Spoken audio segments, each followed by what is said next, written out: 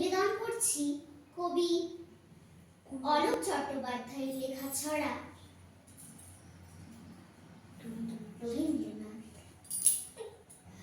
বাবার আছে বইয়ের পাহাড়, মায়ের শুধু গান, দিদির আছে নাচের নাটক, আবৃত্তিতেও টান। সন্ধে রাত্রি সকাল দুপুর সবার তুমি রবীন ঠাকুর।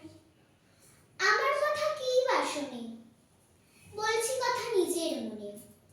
জানি তুমি মস্ত বড়, ওই যে ছবি দুলছে মালা, মেঝের ওপর প্রদীপ জ্বালা।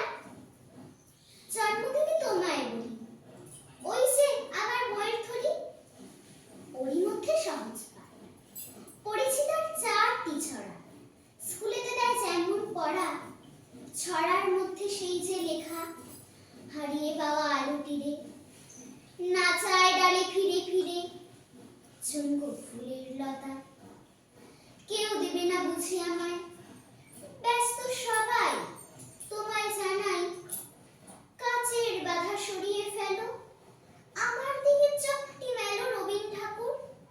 স্বপ্নে তুমি এসো, ঝুমকো লতায় আলোর নাচন বুঝিয়ে দিও তোমার মতন। রবীন ঠাকুর, আমায় তুমি একটু ভালোবেসো।